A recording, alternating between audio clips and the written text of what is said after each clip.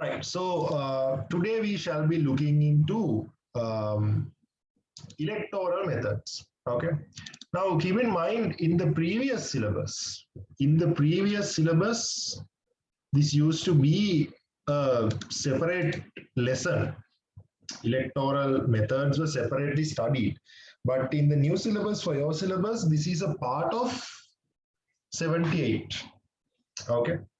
So ideally, I'm supposed to teach you according to the syllabus, like only the proportional electoral method, which we use for our parliamentary elections, and also the uh, absolute majority or transferable preferential vote system, which is what we used in presidential elections. Okay. But as you guys know, sometimes just teaching just what is there in the syllabus, it's not going to be very productive because, you know, because sometimes you don't understand the rationale behind the whole lesson. Okay. So the best thing to do is going to electoral methods, diving deep into electoral methods and understanding what each electoral system is about. Okay. So we need to understand what sort of a electoral method that each electoral method is. We need to understand the main features of each electoral method. Additionally, we need to understand the advantages and disadvantages. Then it will create a good background for you to understand how the electoral method works in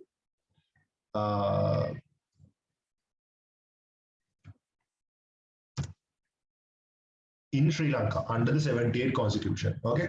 So before understanding how the 78 constitution works, right, you have to understand the basics. So today we shall look into that. Okay. Today let's go through how the proportional electoral method and the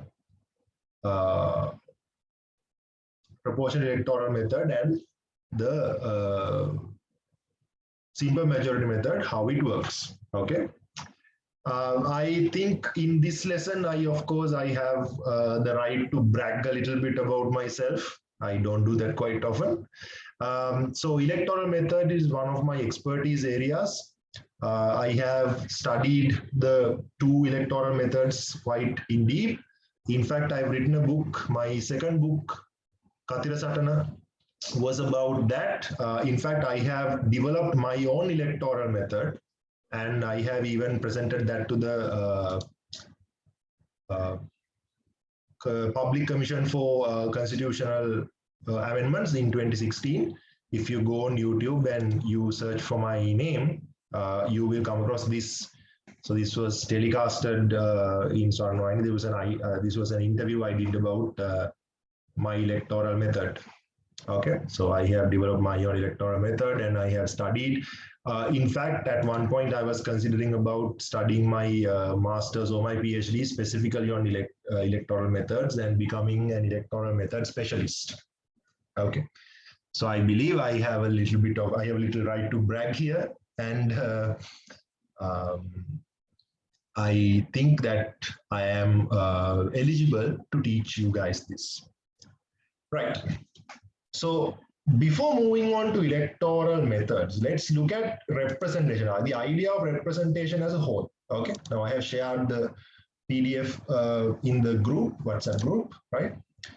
So in modern democracy, representation is empowered with elections. There are various electoral methods used all around the world in elections to calculate seats as well as to appoint representatives to governmental bodies. These electoral methods can be categorized into three: majority method, proportional method, and other methods. Okay. So first of all, you guys know the difference between direct democracy and representative democracy. In modern context, we have representative democracy, which means that we don't govern ourselves directly anymore because that's not possible with the population and land areas being bigger and all that. So instead, what we do, we make sure that we appoint representatives. We choose a government, we put our representatives just because all 20 million people, 23 million people living in Sri Lanka can't go to the parliament. We have chosen 225 people. Just because all 1.8 million people living in Colombo district can't go and make our own laws ourselves, we have chosen 19 people from Colombo for that 1.8 million people living in Colombo. They are representatives. So when it comes to elections, there are various ways used to calculate the seats, calculate the positions that are given to each person. If Colombo chooses 19 people to go sit in the parliament on behalf of 1.8 million people living in Colombo district, there has to be a way to choose those 21 people or 19 people for that matter, right? 19 people. So there are various ways of doing that. First, you have the majority method, then you have the proportional method. Some refer to this as simple majority method, but that's inaccurate because simple majority method is a subcategory of majority method. There are two types called absolute majority and simple majority. So the general method is majority method. Second one is proportional method, which is mostly used in European countries and in Sri Lanka as well. And there are some countries who use other methods other than these two. Sometimes a combination of the two, sometimes it's a hybrid version of two, right? Sometimes a completely different system, right? So the electoral method I myself have invented, which is DPBPS, divisional percentage based proportional electoral method. So that goes into this third category because it is sort of a hybrid version of these two. Okay. If any of you all are interested, please DM me. I can send you a PDF of my book, or if you go to my YouTube channel, you can check. There are various videos of me explaining how that electoral method works. Okay, right. So it should be noted that the majority method is the most commonly used method around the world, while proportional method is used in some countries, certain countries, and mostly European. In addition, there are certain countries that use a unique electoral method, which is like something in between the two, majority and proportional. Okay. Now keep in mind, when was universal franchise given to Sri Lanka? More accurately, to Ceylon, 1931. So our first state council election was held in 1931. So since then, we use the simple majority method, which is like a sub-method of majority method. The most commonly used majority method in the world is simple majority method. And this was used until 1978. Okay, until 1978, Second Republican Constitution introduced the proportional electoral method. We always use the simple majority method. Okay, so the very first election that was held using simple majority method was held in 1988. 1988. Provincial council election was the first election to be held using the proportional electoral method, and also 1988 general election was also held using the proportional electoral method. Since then, we've been using proportional electoral method. So under Donamo, under Solberry, as well as under 1972 First Republican Constitution, we always use the simple majority method. So after the 78 Constitution only that we introduce the proportional method. Now keep in mind, under 78 Constitution, what we have is a mixed executive government, which means we have a directly appointed president and we choose a prime minister and the board of ministers from the parliament. So we have to have presidential elections and we have to have parliamentary elections in Sri Lanka. So under the 78 Constitution, we can see that both elections are held in Sri Lanka. Parliamentary elections are held following the proportional electoral method. Presidential elections are held using the absolute majority method. Okay.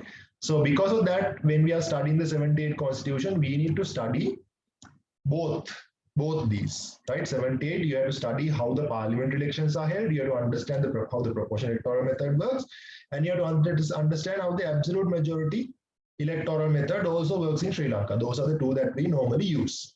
Okay. Now,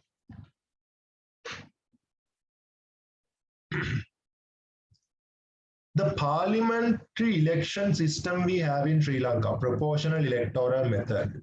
Okay, what we have in Sri Lanka is a unique version to Sri Lanka. Okay, so the proportional electoral method that is there in other countries in the world is different from what we have in Sri Lanka. Okay, there are some unique features in the Sri Lankan proportional electoral method. Okay.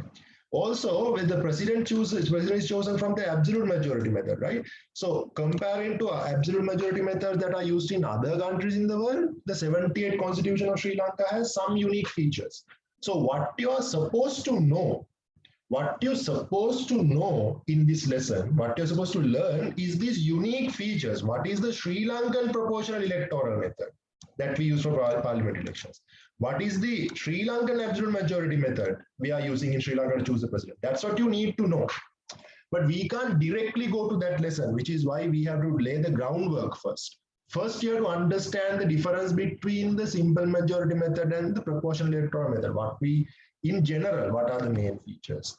Then you have to learn what is the Sri Lankan method. Unique features. Okay, so we have to go step by step. So first, understanding the proportional electoral method. Okay, proportional electoral method. Now, under this method in Sri Lanka, what happens is Sri Lanka is divided into 22 multi-member electorates. Okay, 22 multi-member electorates, and in each electorate, a group of members are chosen to the parliament. For example, they choose 18 people from Colombo. They choose 17 people from Gampaha. They choose 12 members from Kandy. They choose 8 people from Mathara, like that.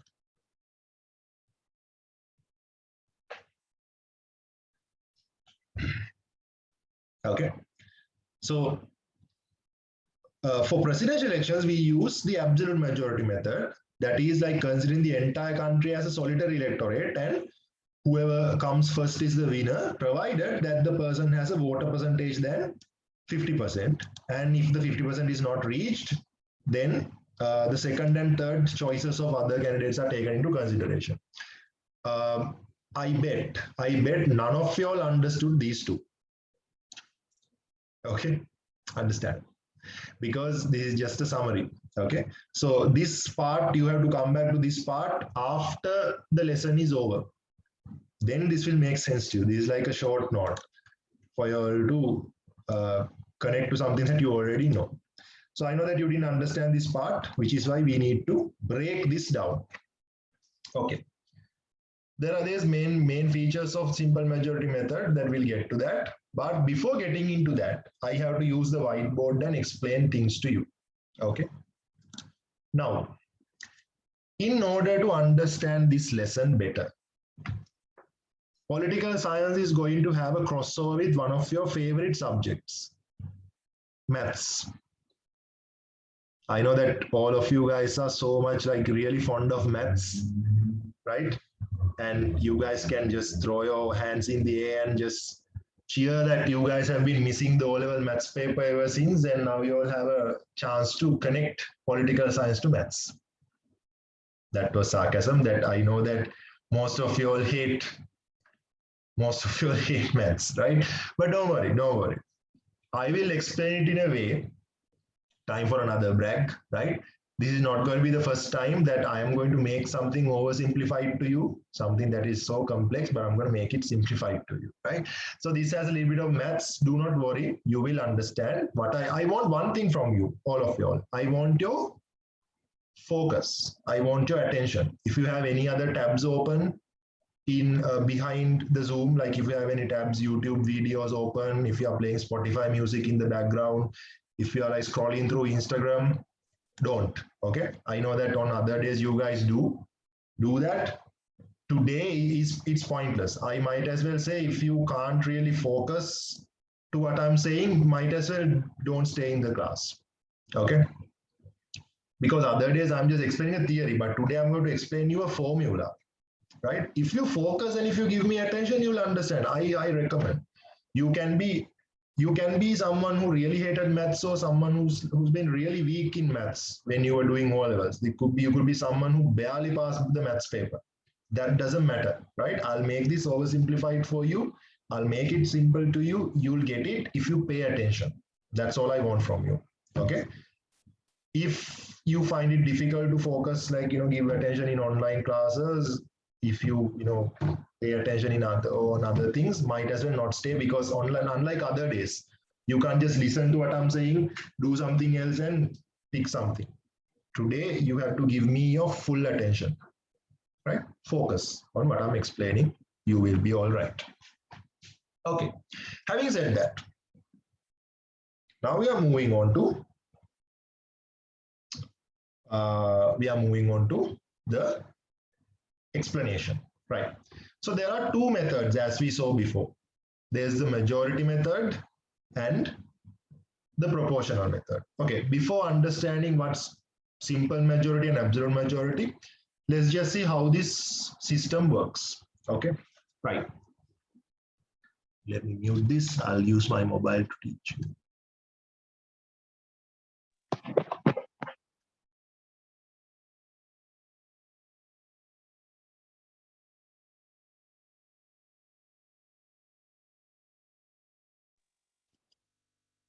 Right, I'm just checking whether all of y'all can properly hear me. You can hear me, right? Yes, sir. Right. Okay. Right, there's the whiteboard. Right. So in the simple majority method, the first thing you do is dividing the country into many electorates. The last time we had simple majority method happening in Sri Lanka. Okay, now forget the words I told you about majority method and simple majority method and absolute majority method. Now think of all of it as one. For now, I'm going to use the word simple majority. Just go ahead with that.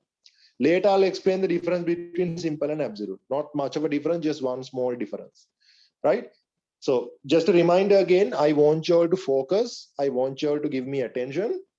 For some students, the students who tend to overthink, don't overthink. Just follow what I'm saying, okay? Don't go in either of the directions. Don't just lose focus, neither don't overthink. Just follow what I'm saying, right? Okay. So simple majority method or majority method, same thing. I'll teach you later what's the difference between simple and absolute difference. Simple majority, okay? This is how it works. First, you divide the country into so many electorates, a lot of electorates, okay? The last time Sri Lanka had simple majority method, that was in 1972. Under the 72 constitution, we had the simple majority method, okay? So at that time, our country was divided into 160 electorates. 160 electorates. Why? Because we chose 168 members to the parliament, right? So the number of electorates is pretty much always quite close. Ideally speaking, it should be the same. If you need 168 people chosen to the parliament, you have to have 160 electorates, 68 electorates. But some of them, if you remember, under Salisbury, that they introduced the multi-member electorates, how they chose like 2 or 3 people from the same electorate. So because of that, it is slightly bigger. Anyway, the point is, you need a lot of electorates. You have to divide Sri Lanka into 160 electorates. That's a lot. Comparing to what we have now, how many electorates do we have under the 78 constitution? Just 22. We have 22 electorates to choose 196 members. Compared to that, under simple majority, you had 160 electorates to choose 168 members. See the difference. See how many more electorates this system has. Because you need a lot of electorates. Why? Because under this system, you choose one member from one electorate. One member from one electorate. With the exception of just a few where you choose 2 03, which is why it's 168, right?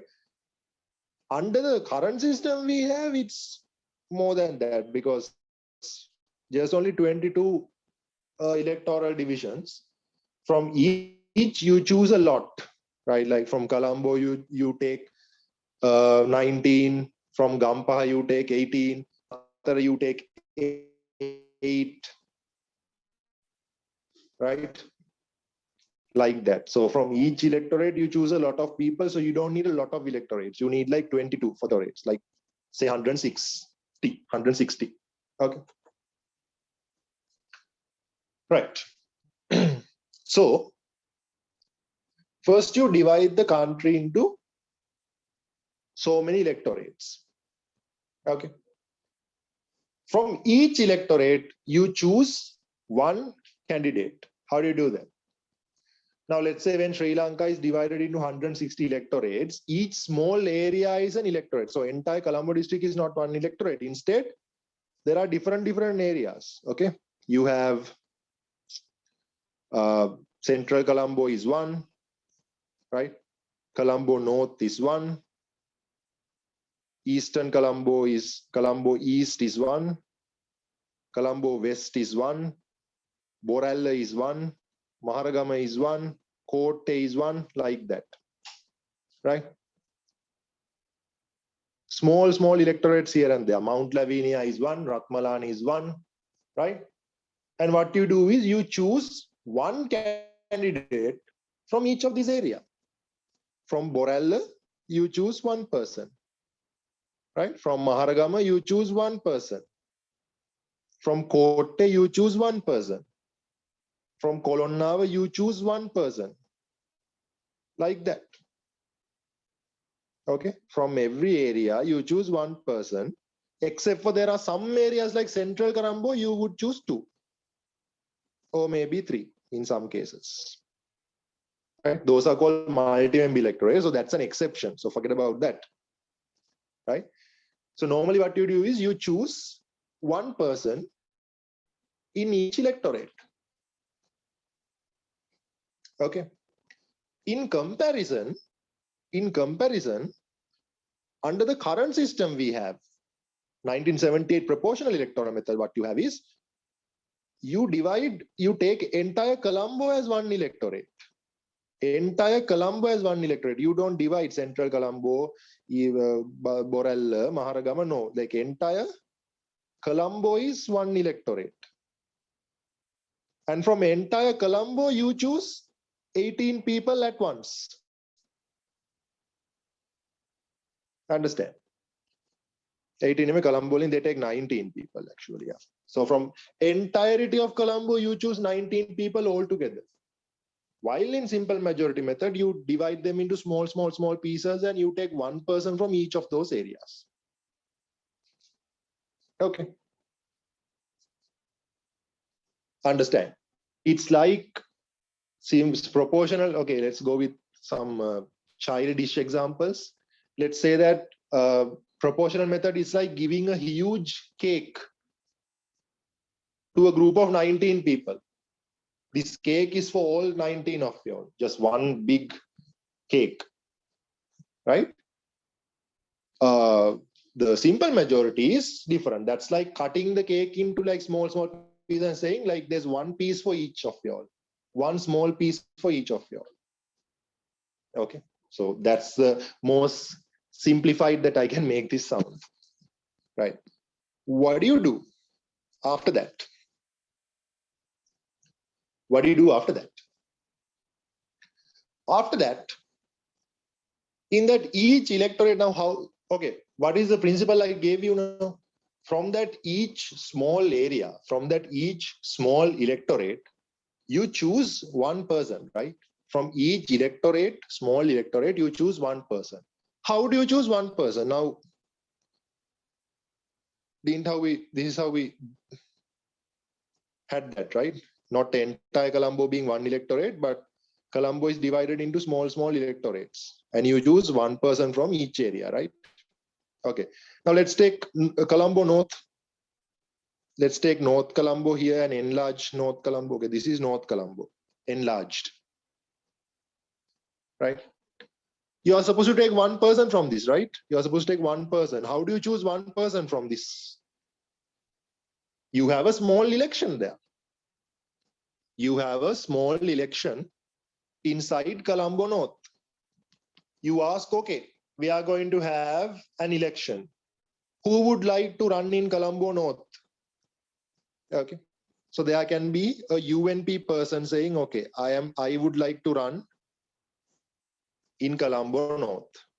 There can be one of SLPP people, Mahinda's people, one of Rajapaksa supporters saying, okay, I also want to run in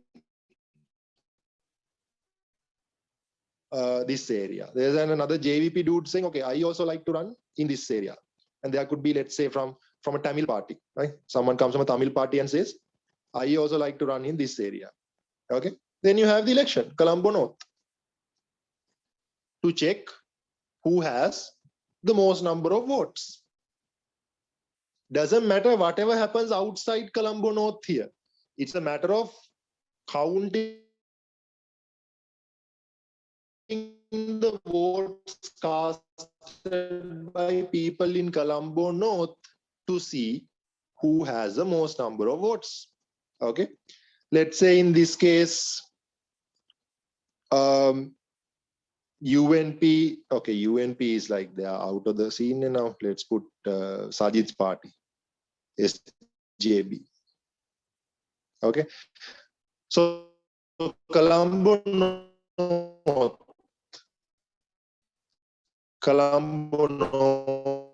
is an area Sajid's party won even in the last election, right? So let's say they have 40%.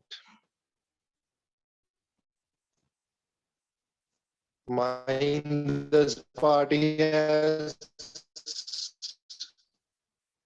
35%.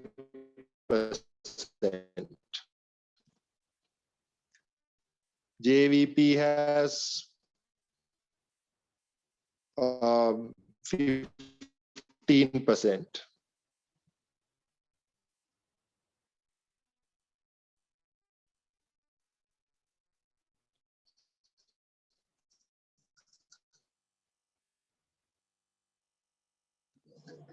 All right, sorry about that. So as you can see, this is what you call simple majority method. Okay, this up to this point, simple majority, absolute majority works the same way. Only difference is simple majority means you don't care about these percentages. As long as one person has more votes than the others, now here SJB has 40%, right? So the person will be declared the winner. That's simple majority. Okay. Absolute majority method. Absolute majority method means that this guy still can't win. Why? You need a magic number. You take the percentages into account. You take the percentages into account. You can't win with a 40%. You need to get more than 50% to win. Right? So in European countries, what they have is absolute majority method. In European countries, if the election result goes this way, right? If the election result goes this way, the SJB guy will not be declared the winner because although he's first, he still doesn't have 50%, right? So in that case, okay, concentrate and listen to this carefully. If in a European country, if this happened, what they are going to do is they will take these two, right? And next week, they are going to have a second round of election only with these two. Okay, which means people who voted for these guys now will be forced to choose one from these two, right? So when there are only two people running, definitely one of them is going to have more than 50%. Understand? So in European countries, what happens is if you don't have 40%, they take the two main candidates and put them to a second round of elections. Next week, they are going to have a second round of elections. In that, since only there are two people running, people who voted for this JVP guy, the Tamil guy, they are forced to choose one of these two people. Okay. Now, this is the rationale behind that. Now, you see, although the SJB guy has 40%, that means there are 60% of the people against him. There are 60% of the people in the seat that don't like him. It's just that 60% is divided among 3 people. Understand?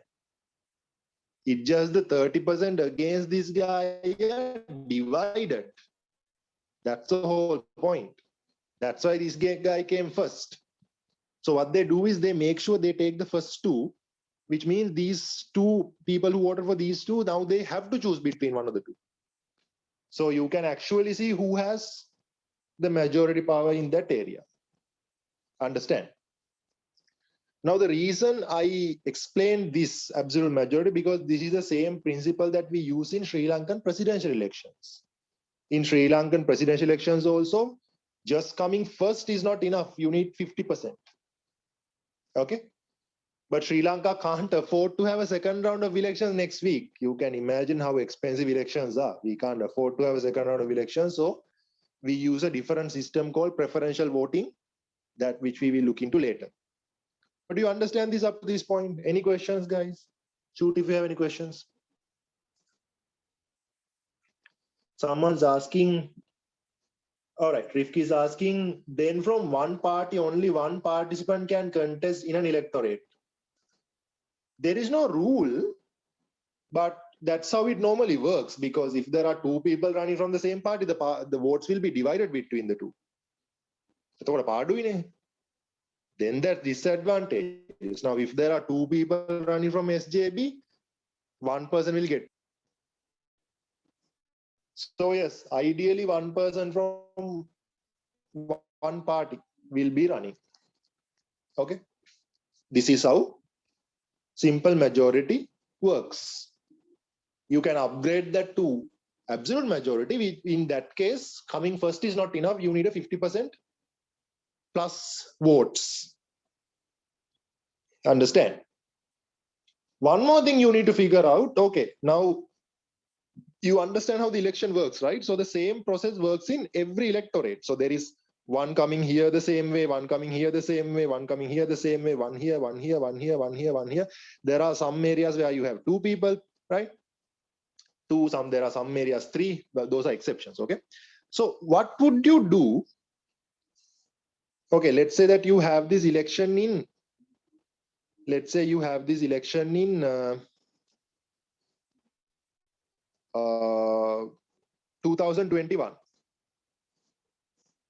You have this election in 2021. So you've chosen 1 person from each area in 2021, right? Now let's say this person dies. Whoever came from this electorate dies, or the person resigns, or the person becomes guilty in a court case and he loses his seat. That means that you don't have a person in this seat anymore. How do you fill that seat? Now there's 1 person missing in the parliament, right? How do you fill that vacancy? In that case, you will have to have a separate election. Let's say in 2023, now 2021 you took everyone. In 2023, this guy died. Okay, the person here died in 2023. The parliament is supposed to go until 2026. Supposed to go until 2026. So what do you do? For another 3 years, you can't have an election because these people are still well alive, right? So what do you do about this seat? What you do is you have a small election only in that area. Only in this area, you have a small election. For those you call interim elections. Interim elections. Interim elections. That means you just have election. Let's say this area was what? Let's say this area was Borella. You have an interim election only in Borella. So just like that you used to do, like in Borella, right? In Borella, just like that, you have an election where you have the SJB guy running SLPP guy running like that, just like that. And whoever wins will stay in the parliament for the remaining next 3 years until they call for the next election. These are called interim elections. Right? Currently, we don't have interim elections in Sri Lanka. Now, 2020, last year, we had a parliament election, right? So there were people who resigned from the seats and all that. But no election was held. Why? Because we don't have the simple majority method anymore. Now what we have is proportional method. In that case, you don't need these small elections here and there. Because in proportional, there is a different way to choose members. So in that case, this is not necessary. But back in the day, before 1978, if a member dies or something like that, that area required a small election, interim election, just for that area to fill that vacancy. Understand? Any questions, guys? Any clarifications? So, Yeah, ask. then now do they like give the position to the person who came second in that electorate? Is it that? No. Now it's a different system. Now people don't come first or second because parties are given seats. Under proportional, people don't get seats. Parties get seats. So the party can nominate someone else. But there's a preferential vote system. We'll get to that later. Okay. When we discuss proportional method, you'll understand how it works now. Just need to understand how things work before that. Okay. Right. So the math wasn't that bad, right? Than you thought. Right.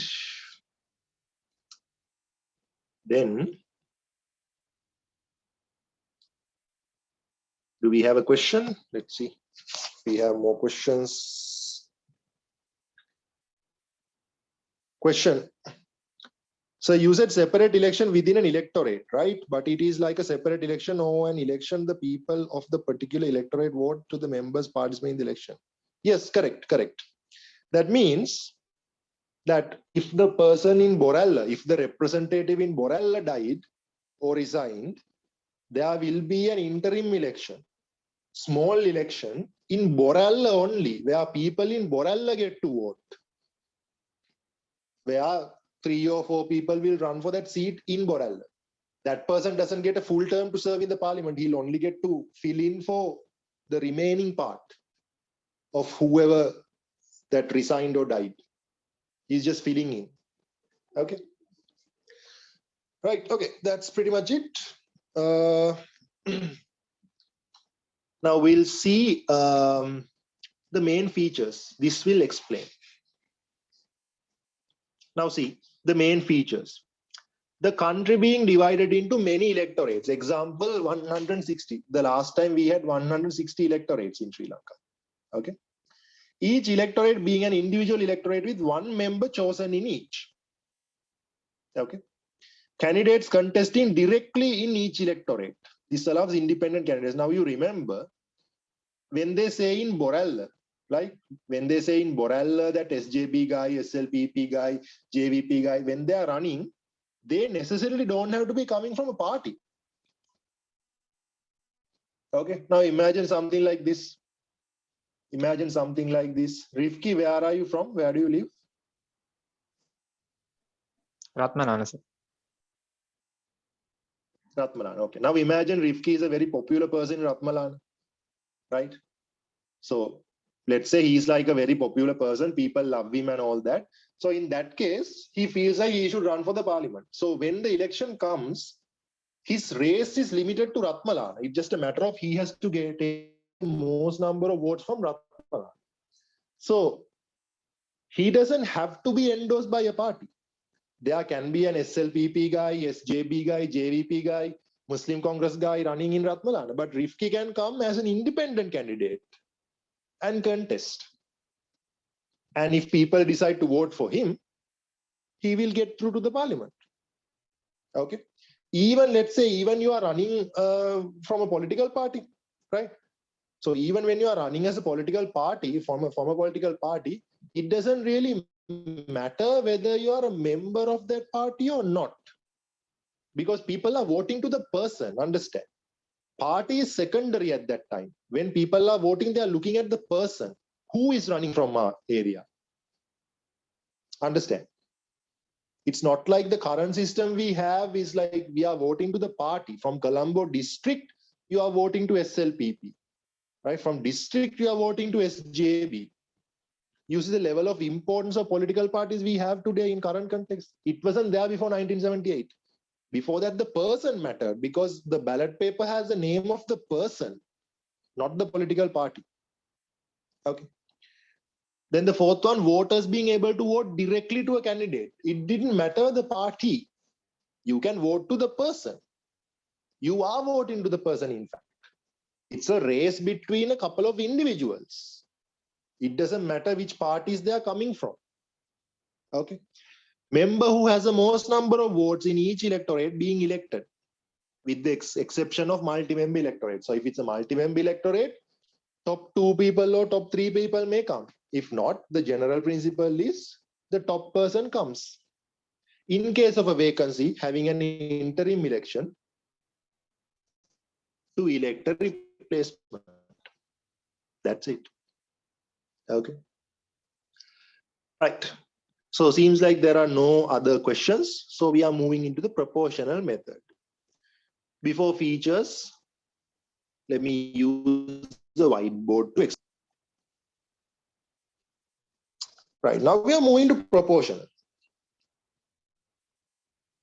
This one is a little advanced than the simple majority method, what we have after 1978 in Sri Lanka.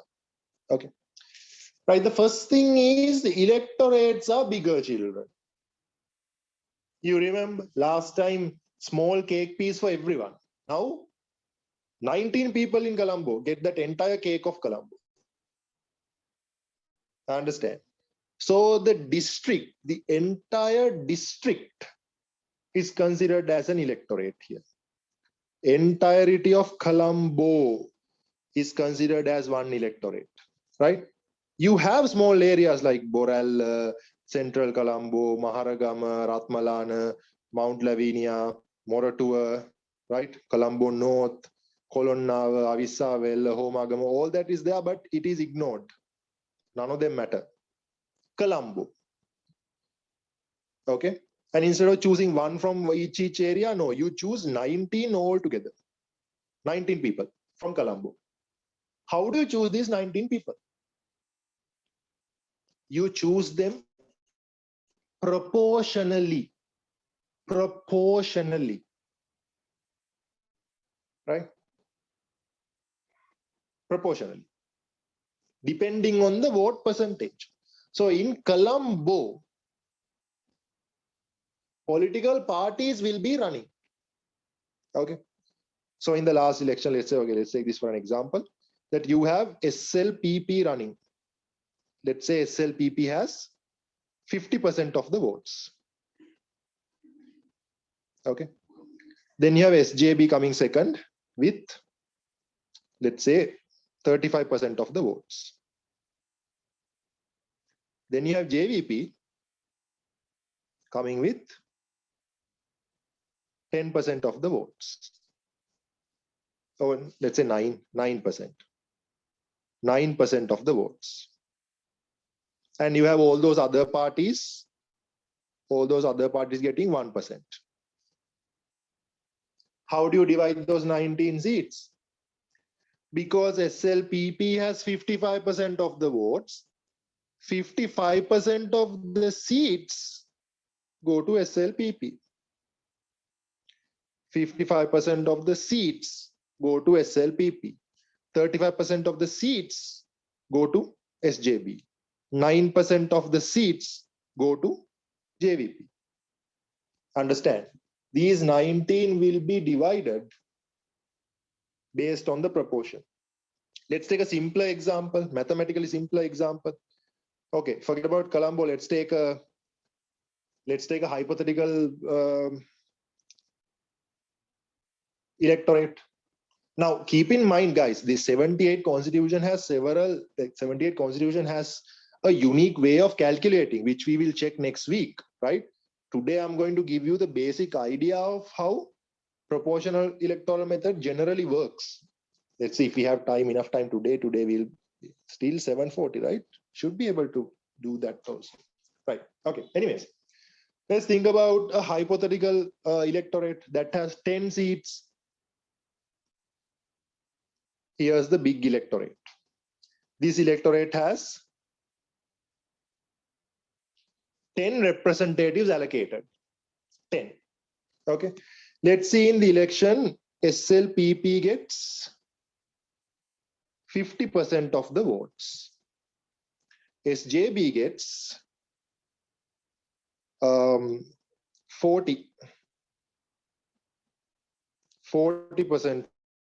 of the votes. JVP gets 10% of the votes. Okay. So these 10 seats shall be divided based on that percentage. Can one of you do the simple math and tell me? Out of 10 seats, what is 50%? How many seats?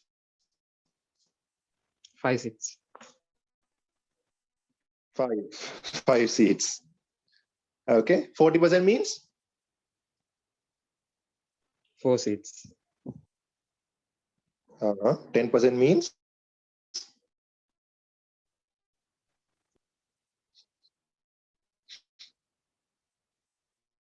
One seat.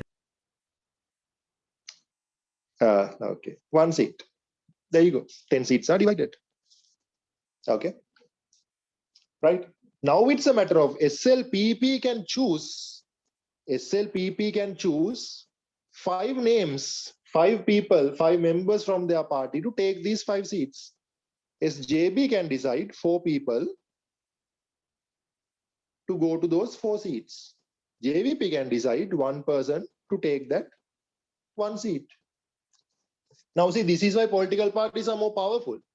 And independent candidates can't run. Just because Rifki, you are popular in your area, in Ratmalana, you can't be running in Ratmalana anymore. You have to be running in the entire district of Colombo.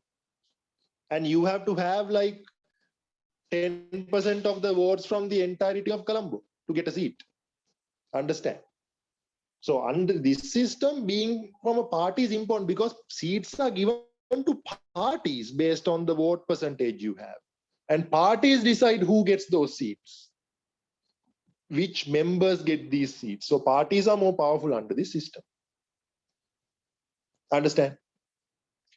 Right. So let's see how these seats are filled in the system.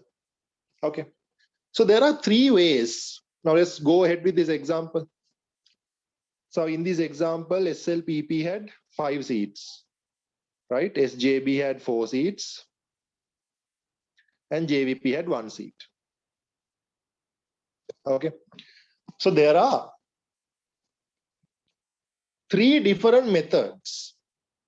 3 different methods while Sri Lanka is following the 3rd one here. Okay. 3 different methods to nominate people to these seats. Number 1 is the closed list system. Closed list. Number 2 is the open list. Number 3 is the preferential vote system.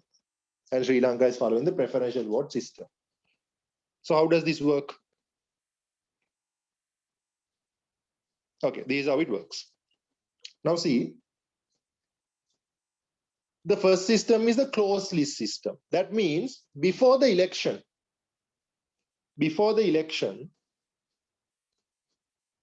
SLPP will make a list, right? SLPP will make a list of names. Now, how many seats are there in that electorate altogether? Altogether, how many? Total 10 seats, right? 10 seats. So SLPP will make a list saying, okay, let's name 10 people for this electorate. Number 1, Adam. Number 2, John. Number 3, James. Number 4, David. Number 5, Matthew. Whatever like that. 10 names. 6, 7, 8 and all that. Okay. They make a list, and what does the name say? Closed list. So this is not open to the public. SLPP will run in this electorate and say, vote to us. They will not show us. They will not show the people the names in the list. We don't know. Only the party leaders know that, right? So if they get 5 seats, the leaders will say, okay, let's put this guy, this guy, this guy. Fourth one is not, is too young. Fifth one, sixth one. We will only get to know the 5 people who made it to the seats. We will never know who were there in the list. Understand? Same goes for other parties also, right? For SJB also, they will have a list of 10 names. 1, 2, 3, 4, 5, 6, 7, 8, and they will nominate 4 people. Same goes for JVP also, right? JVP will also nominate, right, 10 names like this, and they will, okay, we will put this guy. People won't see the list. List is closed. Understand? That's the first mechanism. Sri Lanka never used that. Okay. Then you have the open list. Making a list of 10 names. 1, 2, 3, 4, 5, 6, whatever. And they are going to open the list to the public that we can see who is there in the list. Okay. The party has already put their names in a priority order. Understand? The party has made a priority order.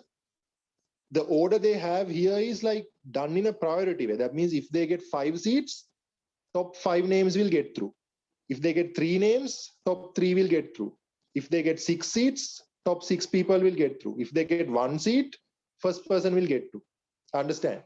So depending on the eligibility, loyalty to their political party, their qualifications, reputation, popularity, depending on that, the party decides, okay, we'll put this guy first, we'll put this guy second, we'll put this guy third, like that.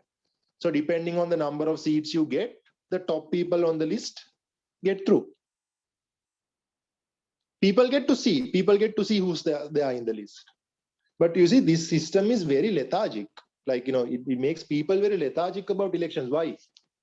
It's not competitive at all, because 1, 2, 3 anyway knows they are going to get through. 8, 9, 10 anyway knows they are not getting through. Get it? The priorities prepared earlier. So this was the system that they had created before in Sri Lanka. The original constitution featured this system. But then J.R. Jayawardena brought in the 14th Amendment and changed, and he introduced the preferential vote system, which is a very bold system. What does that do? In this case, what is happening is, now if there are 10 people to be chosen, you nominate like more people around, like, couple of more people around, like 13, 10 people to be chosen from that district. So you choose a few extra also, like 13 names, 1, 2, 3, 4, 5, 6, and like then 11, 12, 13, so and so. Right? 13 names are given. Not only this list of names is open to the public, it is open to the public to vote to these guys also. Understand? Each person gets a number 1, number 2, number 3, number 4, right? So when I go to the voting center, when I go to the polling station, right, to put my vote, right, first I give my vote to a political party, particular political party. I give my vote to SLPP, for example. Okay. And then I see the list of these people, SLPP, what is the list they've given? And I get to give 3 preferential votes to 3 guys I like.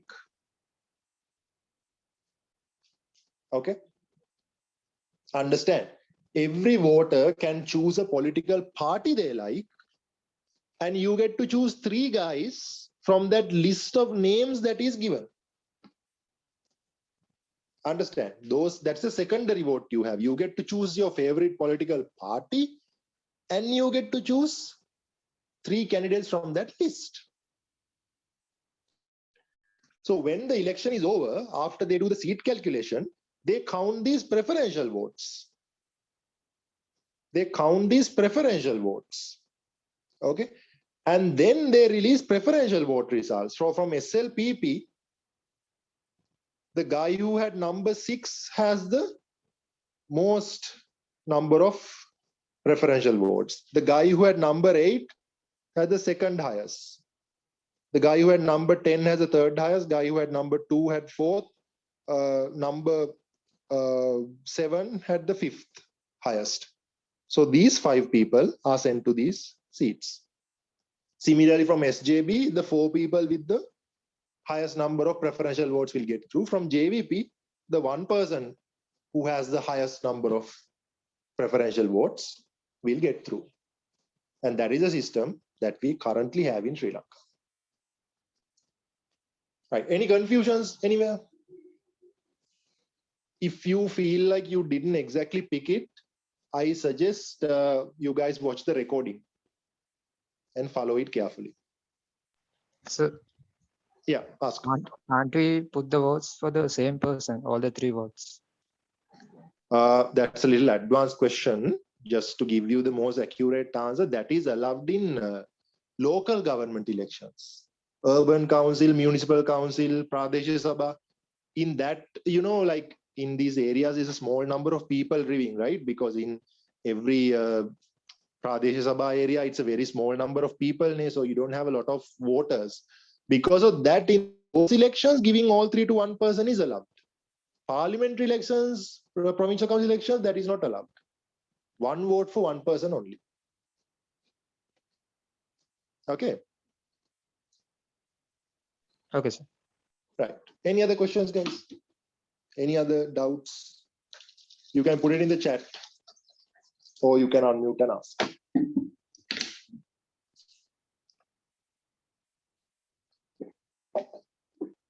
No? You guys are more capable in maths than I expected. Happy to see. Any other questions? Wait, one more question. Should these 5 people you cast vote? No. You can't cast votes to 5 people. You get to only cast your votes to 3 people in that list. 5 means like, because SLPP had 5 seats won from that electorate. So the 5 people with the highest preferential votes are getting through. You only get 3 preferential votes. Okay. Sir, should these 3 people you cast vote to be from the party you voted for? Yes. In Sri Lanka, it is only allowed for you to give preferential votes to people for the party you voted. If you voted to SLPP, your preferential votes can be given to SLPP members only. Right? If you voted to SJB, your preferential votes can only be given to SJB members only. If you voted to JVP, your preferential votes can be given to JVP only. Okay. Now, the thing is, I don't think any of you guys have voted yet. Now, when you get the ballot paper, you don't have a list of names. You have a list of numbers. Okay. So first you have the names of political parties, SLPP, SJB, JVP, Muslim Congress, whatever, right? You put a cross there, choosing the political party you like. Then below you have a box of numbers, right? Number 1, number 2, number 3, number 4, like that. So if you put your vote to SLPP, and you put your second cross to number 4, that means your preferential votes goes to the number 4 in SLPP. If you give your vote to telephone, SJB, and put your second this thing at number 4, that means that preferential vote goes to number 4 in SJB list. Understand? So in Sri Lanka, yes, you can only give your vote, preferential votes to the first person you casted your, first party you casted your vote to only. But in Scandinavian countries like Sweden, Finland, Germany, in those countries, they have very advanced electoral methods where you can give your vote to SLPP and you can give a preferential vote to someone else in a different party. In those countries only. In Sri Lanka, we are not that advanced. If you pick SLPP, your preferential votes have to be given to SLPP list in that electorate. Okay. Right. Seems like no other questions. So let's see the main features. Right. The country being divided into a fewer number of electorates, of course. Because you take a bunch of people from every electorate, you don't need a lot. So currently we only have 22 electorates. Each electorate being a multi-member electorate with many members chosen in each. Yes, right? Each electorate is a multi-member electorate. It's not something that you choose like one person from each. No, every member is a multi-member electorate. Okay, the smallest electorate in Sri Lanka at the moment is Batiklo. But even from Batiklo, you choose 4 members. Okay, Batiklo, Trincovel, one of the two. But you still choose 4 from. I think it is Trinco.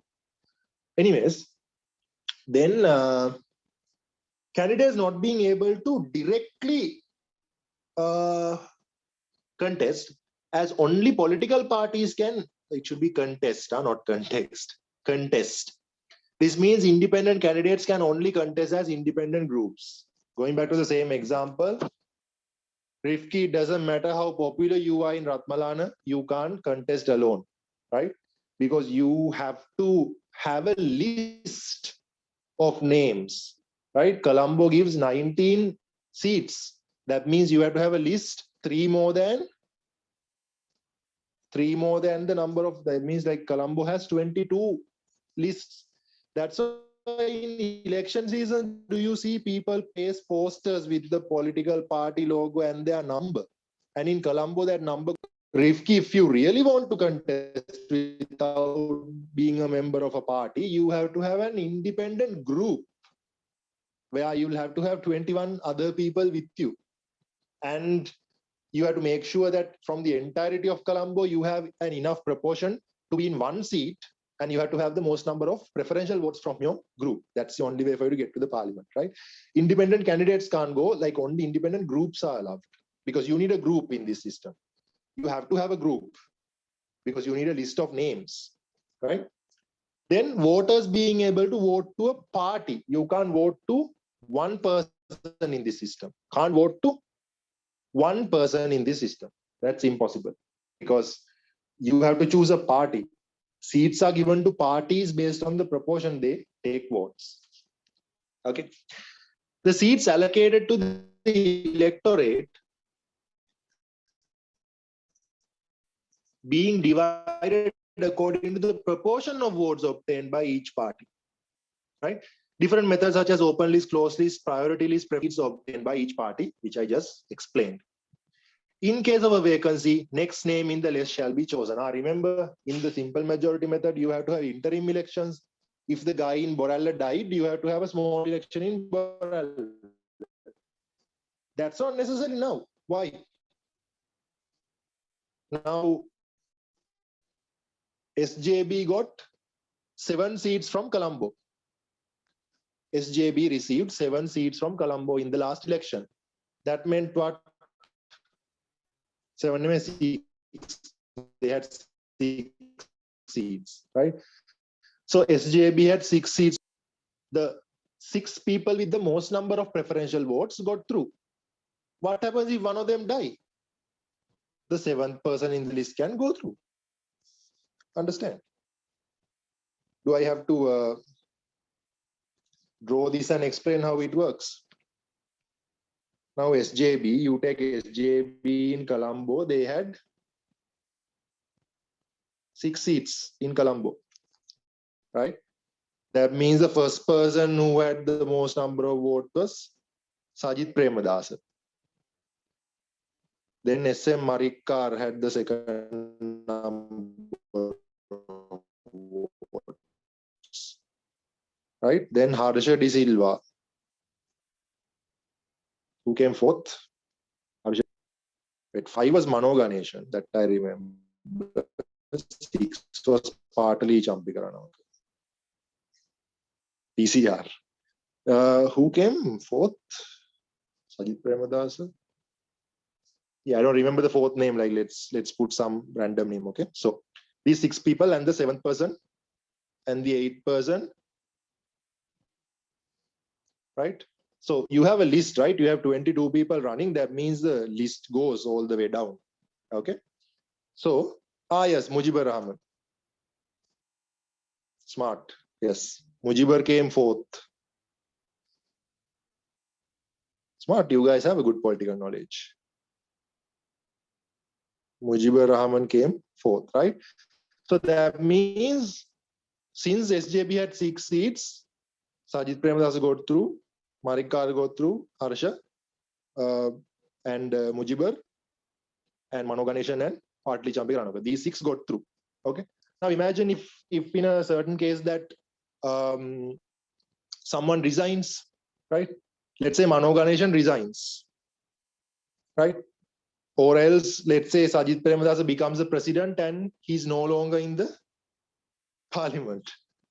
That's a dream of that's a dream for Sajid, of course. Now imagine something like that. Okay, you don't have one person in this list anymore. Okay, or someone resigns, someone dies, whatever. Okay, one person isn't there anymore. Then what do? You don't have to have another election. If one person is not there, you just choose the 7th person, right? If another person goes out, you choose the 8th person. Okay, so you just choose the next person in the list. Just a fun fact, not a fun fact, sad fact. During the war time, because there are a lot of bomb blasts going on and all that, lot of members in the parliament from Gampaha died in 2000, from 2006 to 2009. A lot of members from Gampaha district died in the parliament, right? Some died from bomb blast, some had health conditions, right? So Reji Ranatunga died, Jayaraj Fernandopoulos died, then who Anura Bandaranayake died. So like that, 4 people from the SLFP list, UPFA list died. So they were choosing one and one and one and one. So it went all the way up to like the 13th, 14th person in the list got a chance to come to the parliament, right? So it was like a sort of like that. Back in the day, we didn't have Facebook, but it was like a newspaper cartoon that was going on, like the 16th guy in the list waiting till someone else dies. So like, okay, 4 people died. Why can't a 5th person die? So like that. That is actually a thing. There was a time that from Puttalam, in 2010, UNP had 2 seats. UNP only got 2 seats. Okay, so from Puttalam you have in Puttalam you have 8 seats. So the list had 10 names. Okay, so the first person, second person, and all that. First person, second person go through. Then the third person, fourth person, fifth person, and all that. It turned out to be the third person. The guy who came third, sort of like tried to kill the guy who came second. Tried to kill the guy who came second, and there was like a police investigation going on. So he was attacked.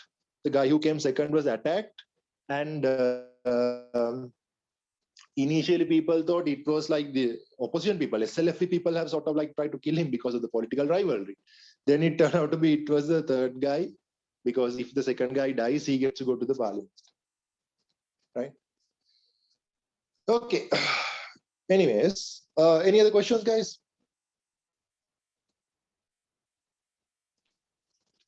All clear, right?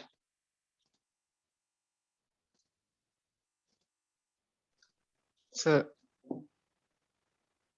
Yeah, then ask. one electorate is like one district now. Does it work like that? Yes. So normally that's how it works, right? Now Sri Lanka has 25 districts, right? Administrative districts. In elections, we have 22. That's because, in Northern Province, you don't have a lot of population. Northern Province is like not very populous. Small number of people live in Northern Province, right? So although in administration, Northern Province has 5 districts. Jaffna, Kilinochchi, Mulativ, Mana, Jaffna, Kilinochchi, Mullaitivu, Mana, and Vaunia. Right? There are 5 districts. There's no enough people to have 5 electorates in Northern Province. So because of that, they've reduced the number of electoral divisions into 2 in Northern Province. Jaffna and Kilinochchi are considered as 1. Mullaitivu, Mana, and Vaunia are considered as 1 district. Okay. Other than that, everywhere else, administrative district is the electoral division. Colombo, Gampaha, Kalutara, Galla, Matara, Hambantota, Kandy, Anuradhapura, everywhere else. Except the difference that Ampara district, in administration you call it Ampara district, in electoral divisions you call it Digamadulla district. It's just different name, but the district is the same. So yes, mostly each district is considered as an electorate. And so when they show the election results, like in Gampa district, they separate like Attanagala district, Attanagala division. Yes, that's actually a good point. Now, when they release election results, they give results from Gampa, they say Attanagala, Mahava, Migamuwa, Nigamboa, and Colombo. Also, they say Central Colombo, North Colombo, North, Ratmalana. They give election results separately, right? But that has no value. That has no meaning. It's just they do it because it's convenient that way. So these are the electorates divided in 1972. The 160 electorates divided. So they are not electorates anymore. They are just subdivisions. And they are releasing election results that way because you get results faster. Because if you wait until the entire Colombo district to count all the votes all together, it's going to take so long. Right? This way you can just count and release results sooner. When you count votes in Ratmalana, you can count them in like 2-3 hours and give the results out. To be practical here. Now imagine like putting like 1.3 million piles of vote together in Colombo district, trying to count all that together. That's gonna be a nightmare, right? So it's easier to count votes in Ratmalana separate, release the result. Count the votes in Boralla separate, release the result. Then you just have to add the numbers and decide what's the final result of Colombo. It's just for convenient purposes. They count the votes and they release results from each division to division separately. But in reality, none of that matter. Ratmalana, some people say, okay, Sajid won Ratmalana, Sajid won Mount Lavinia. It doesn't matter. It doesn't really matter because the entirety of Colombo, Sajid lost. Sajid's party. Understand? It's just for convenient purposes. Good question, actually. Good question. So, side note, you guys picked this lesson much better than I expected. It shows that you guys are smarter than you all think. And perhaps my political teaching has made you all sharper in political science than you all used to be. Excellent.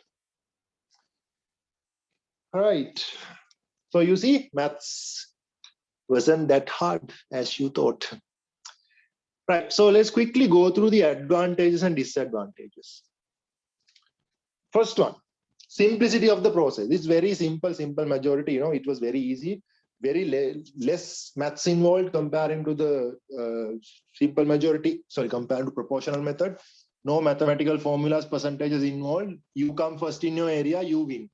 It's simple for even for a not very educated person to understand. Then the presence of a directly responsible representative. That's also important. What does that mean? That means, guys, now you see, in the previous system, okay, I'll ask a question. Rifki, you're from Ratmalana, right? Yes, sir.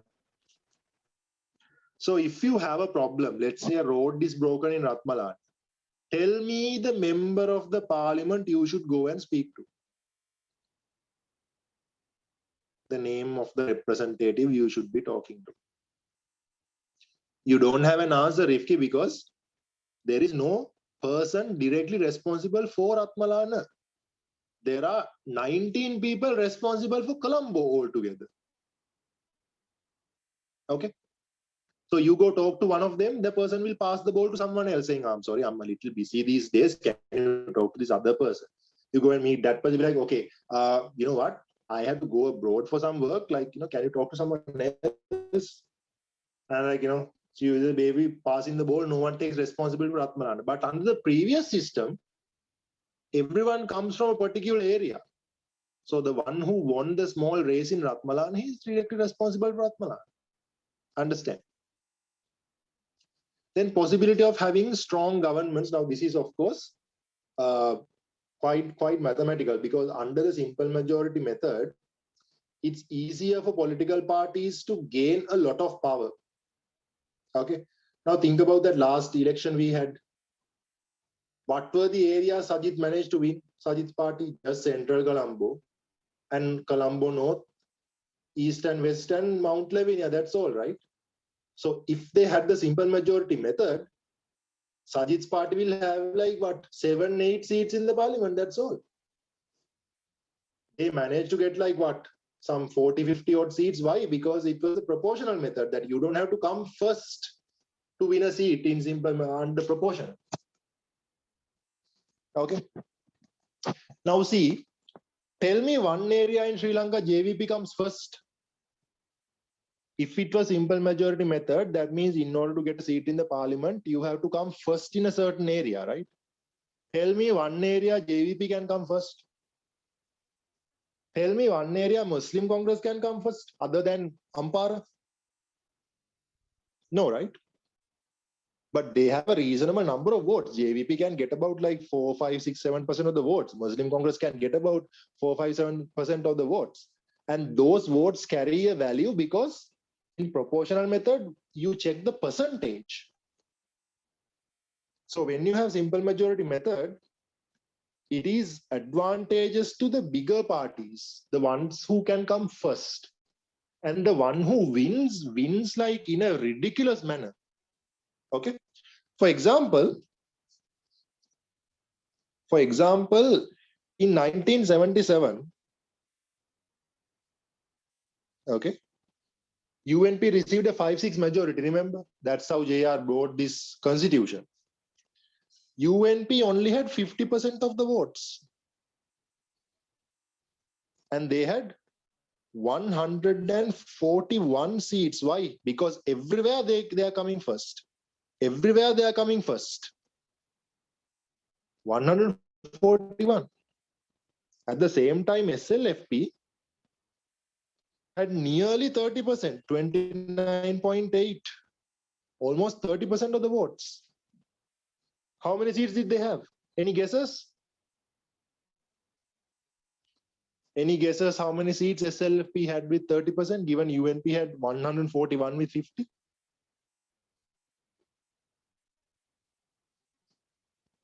Eight seats.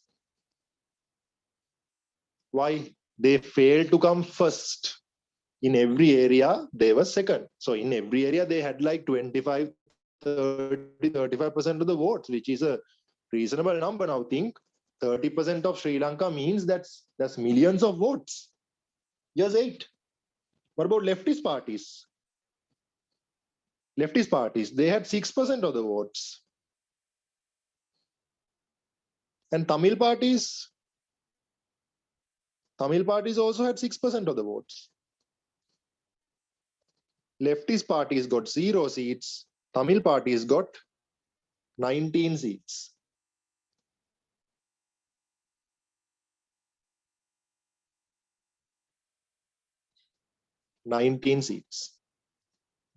Why? Because Tamil parties came first in all those areas in Jaffna, in northern province. Okay, leftist parties, they couldn't come first in any of these areas. So you see, when you have simple majority method, it creates a huge disproportion between the number of votes and the number of seats. In a way, you can take this as an advantage. Governments are like extremely strong. Governments are like very stable under this system. But they're sort of overpowerful also. Any confusions with that part? Do you understand how the seat vote ratio works in simple majority? This was the main reason they brought the proportional method, saying this is unfair. Right? They wanted to make sure you get 50% of the votes, you should get 50% of the seats. 30% of the votes, you get 30% of the seats.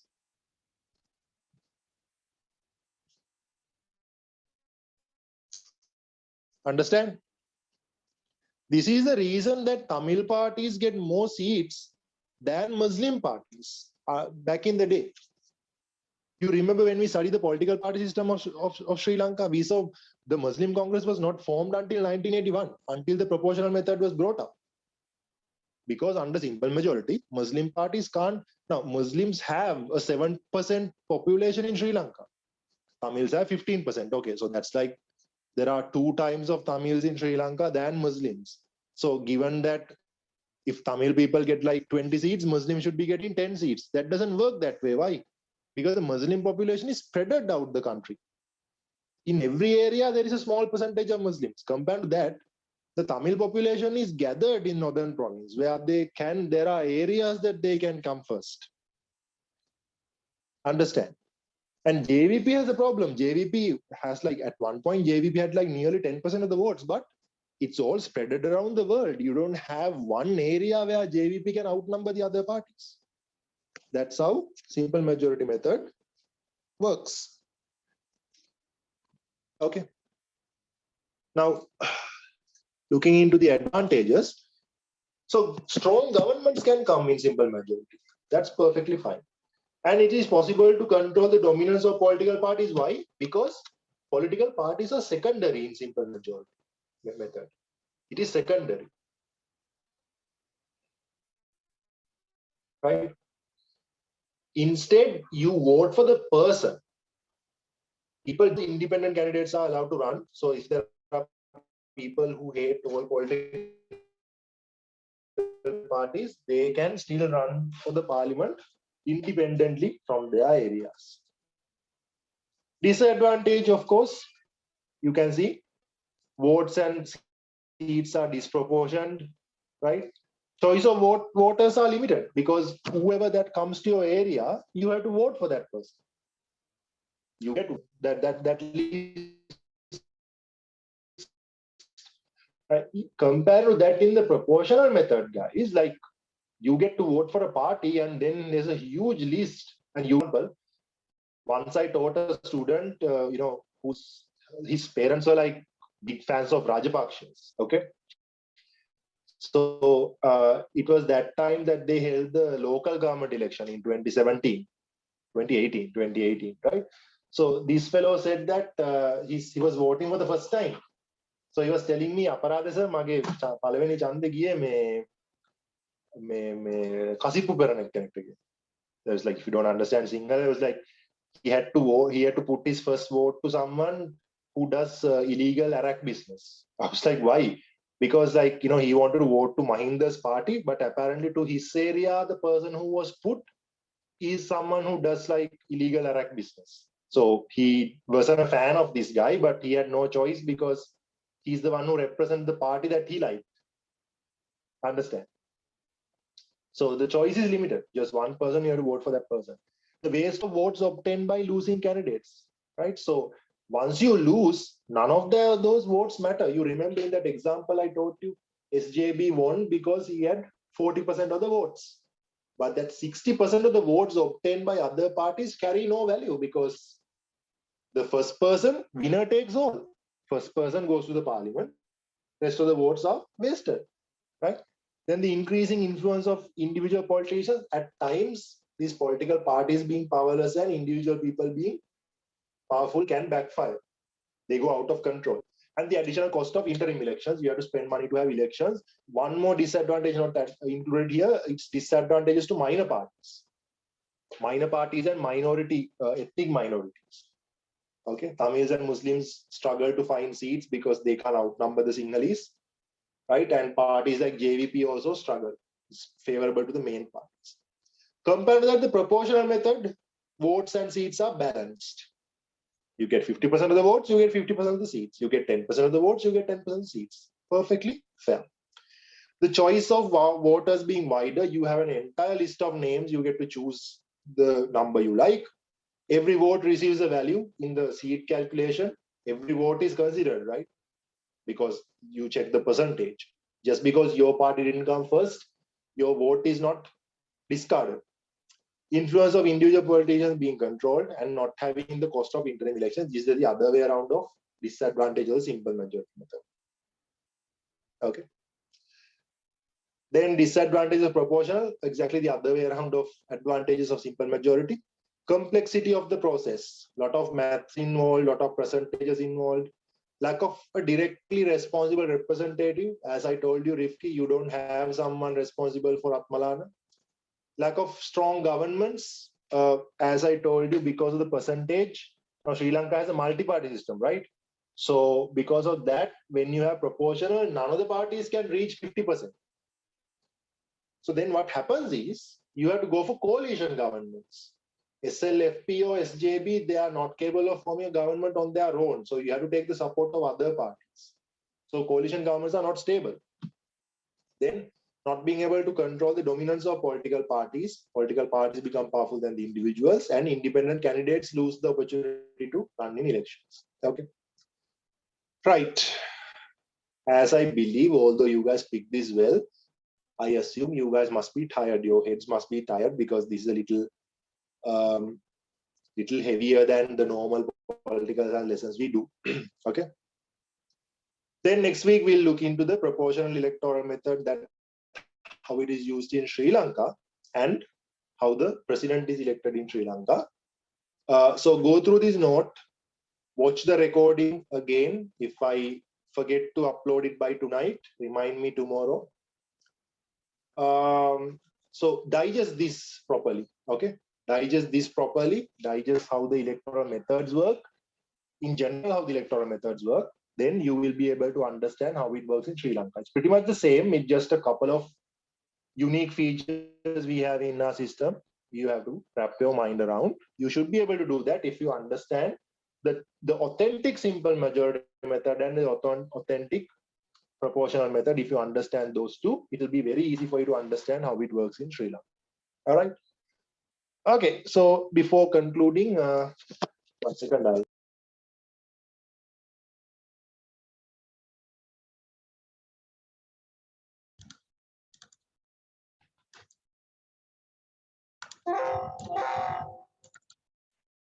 Right. If you guys have any questions before I conclude, you all can go through. And just to notify you all, the electoral method I invented was a mixture of both. Right. For you to understand that, you have to understand proportional simple majority first. It's sort of like a mixture of both to assure that you minimize the disadvantage of both methods. Right. Anyways, any questions, guys? No, right? All good. Okay. So you guys should go through the recording, right? And go through the note, which I've just said. And be familiar, be thorough, make yourself thorough with the electoral methods, two typical electoral methods. Then we can see how it works in Sri Lanka next week.